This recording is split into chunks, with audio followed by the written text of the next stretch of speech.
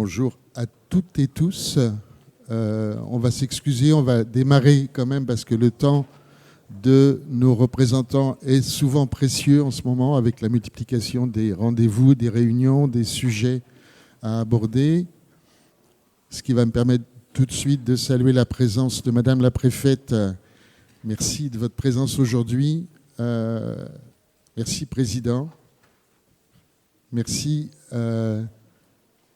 de nous accorder ce temps dont on sait qu'il est précieux. Merci à vous surtout. Vous allez être 180 aujourd'hui. Alors ça ne se voit peut-être pas tout de suite dès maintenant, mais quand on regarde la participation aux ateliers, on va avoir 180 congressistes sur la journée, donc c'est une bonne nouvelle. Merci à toutes et tous de s'être mobilisés parce qu'on sait aussi qu'en ce moment, le calendrier des associations, il est très vivant, très mobilisé, très mobilisateur et que la sortie du Covid demande aussi de pouvoir faire des bilans, des points d'étape, des points de situation sur le vivier de nos bénévoles et sur la situation de nos salariés, avec la question bien évidemment de apporter les moyens pour réassurer des pratiques qui sont en train de retrouver un cours qu'on pourrait dire normal après un système de mise à distance des individus par rapport à la collectivité. Distance évidemment physique, parce qu'on sait très bien que nombreux sont celles et ceux qui se sont bien mobilisés pendant cette période et qui sont restés mobilisés au-delà des difficultés que ça présentait pour eux. Se rappeler quand même que les associations vivent à la fois d'une dynamique salariée qui apporte les compétences en lien avec les actions financées par nos financeurs, mais aussi ce vivier de bénévoles qui est capable de se mobiliser pour résoudre des équations qui n'ont pas toujours été écrites pour eux. Donc voilà, merci d'être là. Donc, encore une fois. Juste vous dire donc que la journée, vous en avez le déroulé normalement depuis que vous avez émargé. Donc vous êtes toutes et tous en capacité d'aborder ce que va être cette journée. Vous présentez les 2-3 temps de plénière de ce matin. Le premier temps, c'est bien évidemment une prise de parole de nos partenaires qui sont au-delà du financement, qui sont aussi dans l'accompagnement, qui sont aussi dans l'interlocution qu'on a besoin de maintenir en permanence avec la force publique, avec l'État et avec la région qui, depuis la loi NOTRe, mais en plus cette année, d'autant plus qu'elle a pris le chef de file sur les questions de jeunesse et on sait que la question de la jeunesse est quelque chose qui nous mobilise et qui nous motive aussi à poursuivre ces actions, que ce soit dans l'éducation populaire, que ce soit dans le médico-social, que ce soit dans le départ en séjour de vacances. Je ne vais pas faire la liste aujourd'hui de toutes les actions qui nous font nous intéresser à la jeunesse, mais n'oublions pas que la jeunesse, c'est la force de vivre de notre pays demain. Et on sait aussi que les questions aujourd'hui ne sont pas tendres avec cette génération qui va devoir participer aux prises de décision. Voilà. Juste dire que le moment est important pour le fait que vous allez pouvoir vous-même contribuer aujourd'hui à cette réflexion à travers les ateliers. Ça va nous permettre de porter la voix jusqu'à nos partenaires pour pouvoir partager ce que vous êtes, ce que nous sommes. Mais en même temps, c'est l'occasion de signaler que nous allons disposer demain, si vous vous en emparez, d'un document qui s'appelle la charte d'engagement partagé, qui prévoit une co-construction de l'évaluation de ce qu'elle va produire. Ce n'est pas simplement un texte posé sur un papier et signé un jour dans un bureau, c'est surtout un cadre pour mener l'interlocution. Pourquoi je parle de vous en emparer? C'est que cette charte, bien évidemment, elle a été co-construite avec l'État, donc elle est portée par les préfectures dans les régions, mais elle a aussi vocation à servir de base dans votre interlocution des collectivités territoriales. Et c'est là que je dis que vous êtes en mesure de vous en emparer dans votre dialogue au sein de vos bassins de vie pour éventuellement porter l'intérêt, à travers l'évaluation qui va pouvoir se faire de la vie de cette charte, pouvoir porter cet intérêt auprès de vos élus locaux et peut-être construire avec eux, à partir de cette charte qui est validée dans une sécurité totale, donc, sur le plan juridique, sur le plan de dynamique attendue et sur le plan de suivi et d'évaluation, puisque c'est bien ces trois temps-là. Hein. Il y a un cadrage juridique, politique, il y a le fait de s'engager à un moment donné et il y a le fait de suivre ce que produit cet engagement et de ce que ça génère d'amélioration dans les relations et éventuellement de potentialisation des forces que vous représentez sur vos territoires, des potentiels que vous pouvez proposer à la force publique pour pouvoir justifier un meilleur soutien demain peut-être, voire un développement, une inventivité dans le lien social. Je mets 3 petits points parce que je pense que vous savez très bien à quel point on est divers, à quel point on représente un potentiel qui n'est pas toujours identifié, mais en tout cas là, avec cette question d'évaluation de la charte, il y a peut-être aussi un moyen d'obtenir une meilleure identification de ce que l'on génère, nous, de liens entre les populations sur les territoires. Je ne vais pas prendre 3 jours parce que l'essentiel quand même, c'est tout de suite, c'est de vous entendre, Monsieur le Président, de vous entendre, Madame la Préfète, signaler qu'on a dans nos murs aujourd'hui le Césaire qui a ouvert une session de travail sur la question de l'accompagnement de la vie associative, mais plus largement sur la contribution de la vie associative sur les territoires et qui est appelé par la région pour pouvoir alimenter, contribuer, étayer, illustrer, je ne sais pas, motiver un rapport sur la vie associative qui sera présenté par la région en décembre, si je me souviens bien du calendrier. Avec Madame la Préfète, bien évidemment, il y a la question de l'après-Covid, puisque pendant toute cette période-là, on a été au contact, le mouvement associatif national qui est représenté aujourd'hui par sa déléguée générale, Frédéric Funder, je suis désolé, elle est là, oh désolé, elle est plus petite assise que debout, donc du coup je la cherchais plus haut, excusez-moi. On a un élu régional délégué, qui est donc aussi dans nos murs puisqu'il s'intéresse à la question environnementale et que c'est une question qu'on a ouverte dans les associations de façon transversale pour amener les associations aussi à réfléchir de qu'est-ce que peut être leur place dans l'invention des dispositifs de demain, des solutions de demain qui vont contribuer aux côtés de nos hommes et nos femmes politiques à contribuer à trouver les solutions dont le pays a besoin. Parce que maintenant, on commence à savoir que ça sera incontournable. Les 7 réseaux qui constituent le mouvement associatif sont présents. Ils seront bientôt 8, c'est une bonne nouvelle, voire 9. C'est un contrat qu'on a avec le mouvement national de travailler sur l'intégration des représentations régionales des réseaux nationaux qui ont intégré le mouvement associatif national.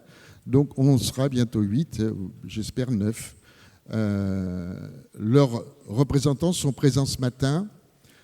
On n'a pas parlé de la CRES, donc la CRES est ce matin représentée par sa déléguée ou directrice générale, parce que ça, les terminologies changent tout le temps. Moi, je l'appelle Caroline, donc je m'excuse auprès d'elle.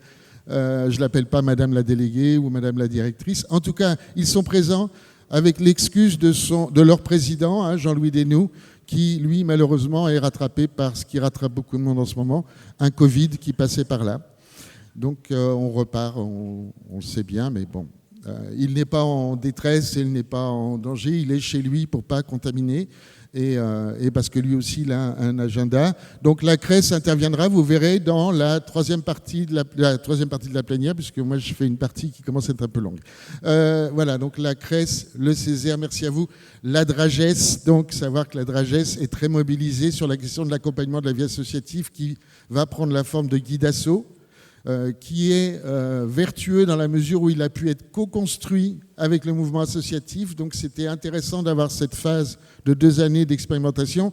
Et pour votre culture, savoir que la région Centre faisait partie des 3 régions en France où la question de l'accompagnement des associations a pu être mise à plat avec un monitoring de la DRAGES chez nous et du mouvement associatif à travers la mobilisation de Gaël Payet et de son équipe.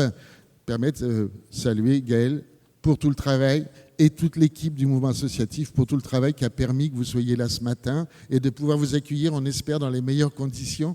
Mais là, c'est le moment où je vous laisse la parole. Donc, excusez-moi d'avoir été un peu long. Et excusez tous ceux que j'ai oubliés. Vous êtes tous importants, un par un, et d'autant plus que vous êtes tous ensemble.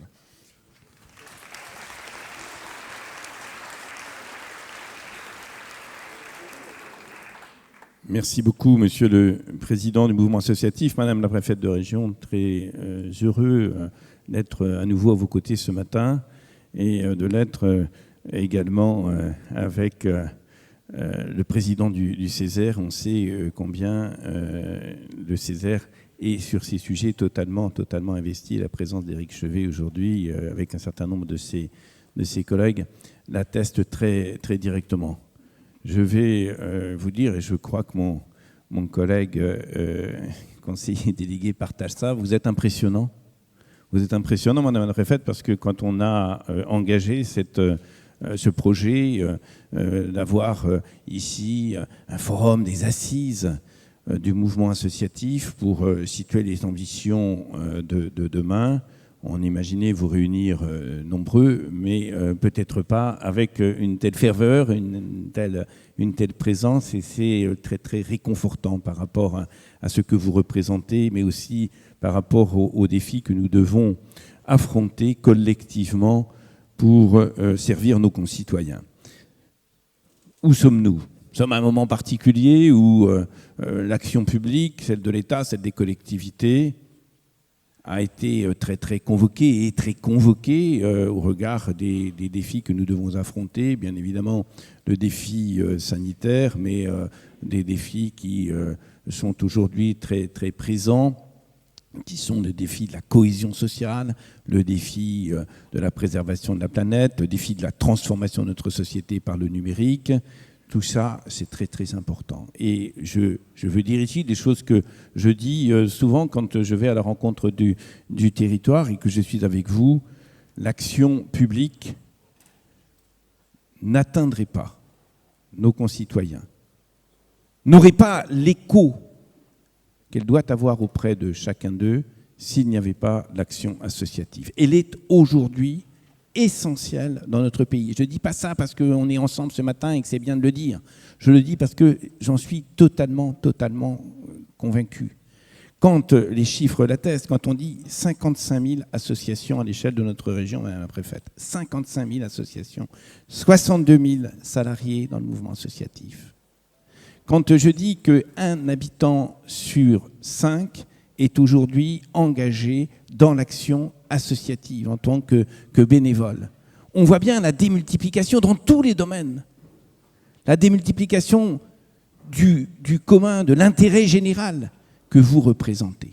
Et donc, on n'est pas dans une sous-traitance avec les associations. On est dans la construction de réponses publiques qui partent, bien évidemment, de la responsabilité des collectivités territoriales, mais qui sont également, pas simplement exécutés par vous, qui sont portés ensemble, et je veux le dire avec force. Faire un forum, faire des assises sur l'action associative, ça n'est pas, pour moi, dire comment les associations vont travailler demain, c'est imaginer ensemble comment on peut monter en puissance notre mobilisation au service de nos concitoyens confrontés aux défis dont je parlais tout à l'heure. Et c'est, Éric, très important que le Césaire soit impliqué là-dedans. C'est très important parce qu'à travers la place des associations dans le Césaire, mais plus globalement à travers l'institution Césaire, on a bien quelque chose qui permet cette compréhension en profondeur des attentes, mais aussi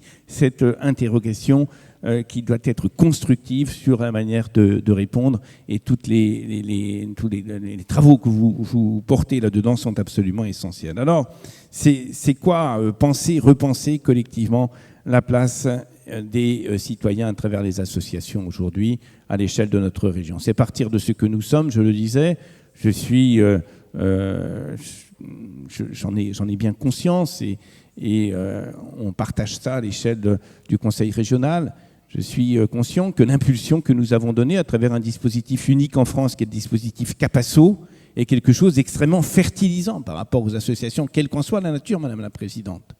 quelle qu'en soit la nature, qu'il s'agisse d'associations qui fondent à la solidarité, solidarité intergénérationnelle, solidarité par rapport aux précaires, etc., qu'il s'agisse d'associations qui développent la culture, qui développent le sport, ici c'est très fort, qu'il s'agisse d'associations qui permettent l'appropriation des réponses aux défis environnementaux, etc. Sur tous ces domaines, nous avons un déploiement qui est extrêmement important, extrêmement puissant.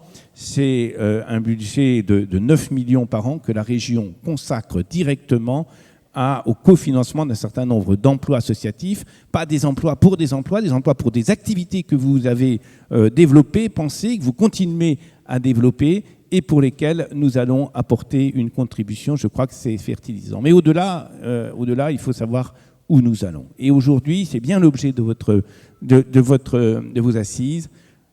Les associations ont été largement bousculées. Vous avez craint beaucoup au moment de la crise. Est-ce que les gens allaient revenir dans les pratiques sportives, allaient revenir dans les pratiques culturelles? Est-ce que les bénévoles allaient retrouver le chemin de cet engagement au service de la solidarité, etc.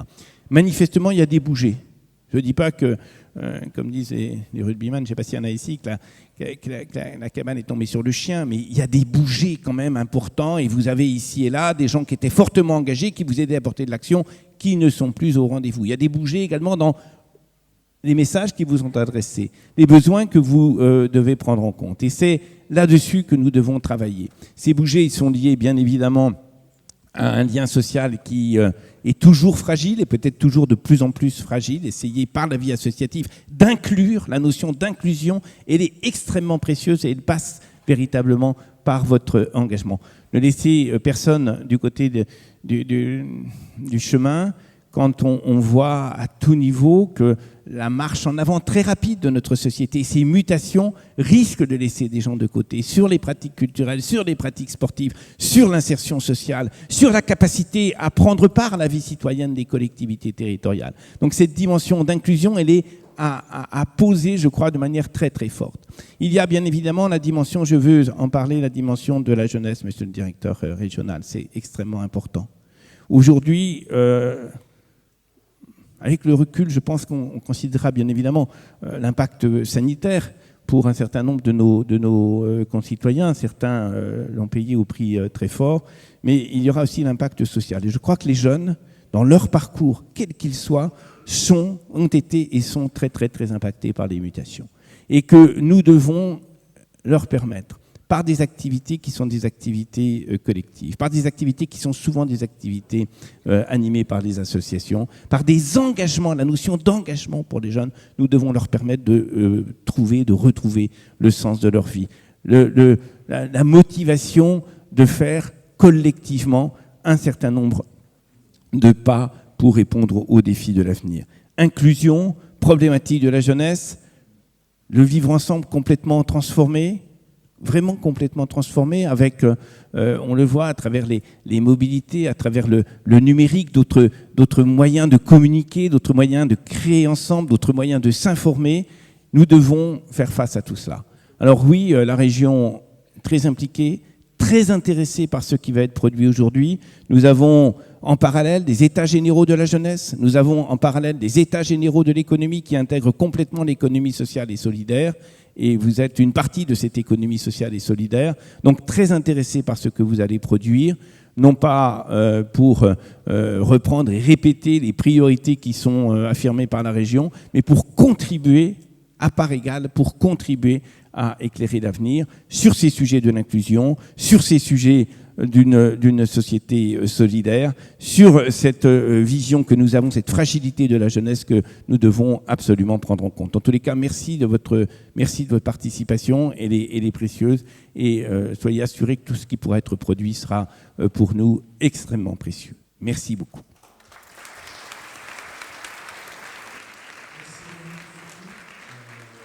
Merci, Président. Madame la préfète. Je ne saurais pas vous dire. Honnêtement, je ne suis pas un pro.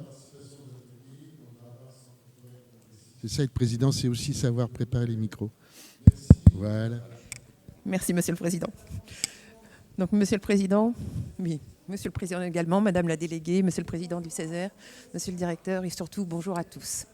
C'est vrai, Monsieur le Président, vous l'avez rappelé, nous sommes dans une période qui est quand même très, très particulière. On sort de 2 ans de confinement, on a eu la crise sanitaire, aujourd'hui on a une crise aux portes de l'Europe, mais surtout on est dans une période où on sent bien qu'il y a un virage à prendre. On a la transition écologique, on a la transition numérique. Nos citoyens, quand on va sur le terrain, et vous le savez mieux que personne, aujourd'hui, après ces 2 ans, se posent des questions. Tous ceux qui ont passé du confinement, du télétravail, moi je le vois dans les personnels qui sont ceux de l'État, se posent des questions sur le sens de leur vie, décrochent un petit peu des rythmes de vie qu'ils avaient jusqu'à présent, ils se réinterrogent sur ce qu'ils ont envie de faire. Pour avoir eu des échanges effectivement avec le monde associatif, on sait, vous l'avez rappelé, qu'on a eu une inquiétude au sortir de la crise en se disant effectivement, est-ce qu'on va retrouver le niveau de bénévoles qu'on avait avant? On a un certain nombre de seniors aussi qui ont déserté les associations. Est-ce qu'on va retrouver notre énergie? Et quand je vous vois rassembler ce matin, je suis extrêmement rassurée. Je sens effectivement la diversité des sujets que vous représentez, parce que la richesse du monde associatif, c'est aussi ça. Effectivement, vous l'avez rappelé, 55 000 associations, 200 000 personnes, bénévoles ou salariés qui sont derrière vous, à vos côtés, pour porter toutes vos idées au quotidien. Et je pense que la richesse de la solution, elle est là.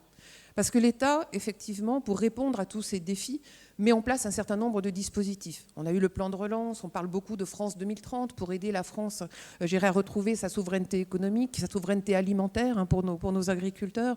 On parle beaucoup de plein de dispositifs. Mais ma conviction, c'est que ces dispositifs, ils ne feront pas tout. L'État ne fera pas tout.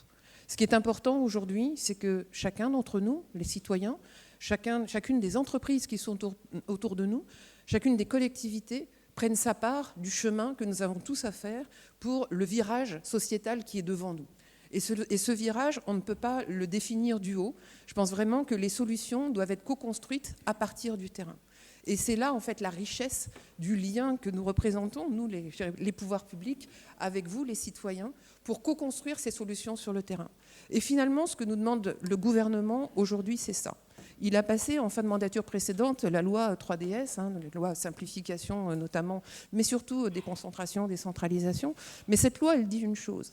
Elle dit qu'il faut maintenant faire des solutions qui soient adaptées à chaque territoire. Elle nous demande d'adapter toutes les décisions qui sont prises au niveau national au niveau de chaque territoire.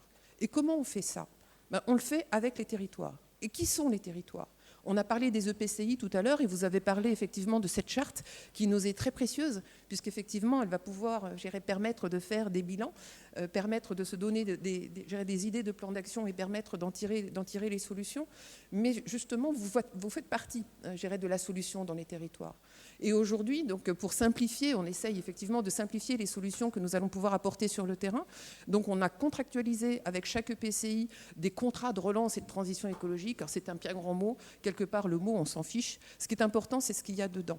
Et en fait, le sens de ce contrat-là, c'est de travailler avec chacune des communes qui constituent chaque EPCI en leur disant, mais finalement, sur les 6 ans qui viennent, quel est le rêve que vous avez pour votre territoire? Quel est le projet structurant que vous imaginez pouvoir développer sur tel territoire? Et dans ce projet structurant, je pense qu'il est essentiel qu'on remette le monde associatif et qu'on partage avec nos élus locaux, au plus près du terrain, et évidemment les associations qui sont là, c'est quoi la vision du territoire? Je crois vraiment que les solutions, vous l'avez rappelé, Monsieur le Président, et je partage tellement cela, se co-construisent. Moi, ce qui me fait me lever tous les matins, c'est de me dire d'être au service des gens, en fait. C'est comment on va être au service des gens, comment on va vraiment impacter et faire du mieux dans la vie des gens. Et ce dernier kilomètre-là qui nous tracasse tant. Quand on fait des politiques publiques, à chaque fois on se demande, mais est-ce que vraiment le changement qu'on a rêvé, est-ce qu'il touche les gens? Est-ce qu'il s'est matérialisé quelque part dans la vie de nos concitoyens? C'est ça le sujet en réalité. Et cette solution-là, la solution la plus proche et la plus concrète auprès du terrain, il faut qu'on la co-construise avec vous. Et ce que je trouve vraiment intéressant dans la co-construction des solutions, c'est que vous représentez un nombre de talents incroyable. Vous représentez une expérience de vie incroyable. Et c'est ces talents-là, aussi dispersés, qu'on ne saurait pas aller chercher, mais que vous représentez sur le terrain, qu'on peut arriver à tricoter tous ensemble pour aller vers des solutions concrètes qui vont vraiment changer la vie des gens. Et je crois que c'est ça, en fait, l'objectif conjoint que nous avons.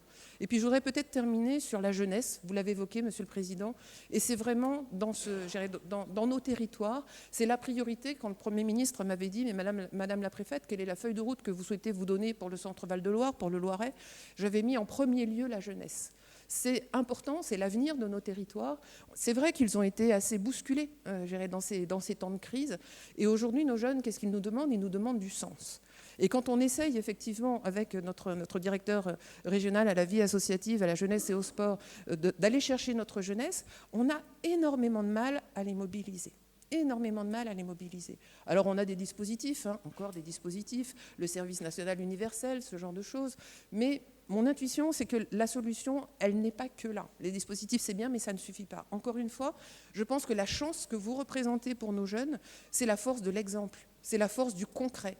Parce que vous pouvez raconter ce que vous faites, vous pouvez raconter, en général, quand on s'inscrit dans une association, c'est qu'on a des convictions, c'est qu'on a un rêve, c'est qu'on a envie de mettre son énergie sur un sujet particulier. Et ça, les jeunes, ils sont sensibles. Parce qu'ils ont l'impression qu'on ne leur parle pas d'une politique particulière, mais qu'on leur parle d'une réalisation concrète sur un territoire concret, et ça leur parle. Et je pense vraiment qu'on a quelque chose à faire entre vous et nous pour aller chercher nos jeunes, et que ça leur fera énormément de bien. Sur la région, le constat qu'on a fait avec la rectrice, c'est qu'on a moins qu'ailleurs de jeunes qui poursuivent des études supérieures. On est 7 points en dessous de la moyenne nationale sur nos jeunes qui font des études post-bac. Alors il y a plein d'explications par rapport à ça. Mais il y en a une qui me paraît essentielle quand on va gérer dans les lycées ou dans les collèges avec la rectrice, c'est à chaque fois, ils nous disent « mais est-ce que je vais être capable? Est-ce que c'est pour moi ?» Il y en a une fois qui m'a dit « mais moi, est-ce que je pourrais être préfet ?»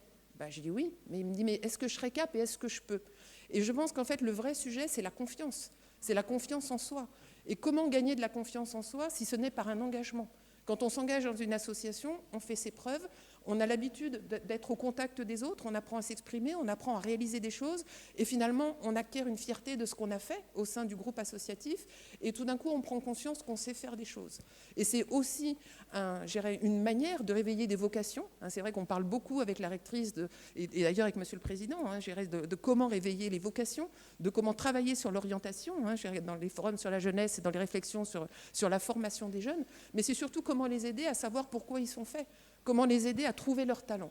Et je pense qu'avec ce que vous représentez, avec l'engagement que vous représentez, il y a vraiment matière à ce qu'ils trouvent leur chemin, à ce qu'ils trouvent leur talent. Et je vous dis toute la confiance et toute l'énergie que nous, les services de l'État, nous avons envie de mettre à vos côtés, qu'on mettra à vos côtés avec les EPCI avec lesquels nous travaillons pour justement vous épauler, vous écouter, savoir où sont vos besoins, que ce soit des besoins effectivement pour soutenir des projets, que ce soit des besoins pour soutenir vos recrutements. En tout cas, vous êtes des forces vives que nous allons accompagner et je me réjouis moi aussi de ces assises régionales de la vie associative qui vont nous permettre de vous écouter, qui vont permettre de vous exprimer et qui vont nous permettre à nous de mieux comprendre comment travailler ensemble parce que la co-construction de l'action publique, elle passe par vous et je pense que c'est une vraie richesse. Merci beaucoup.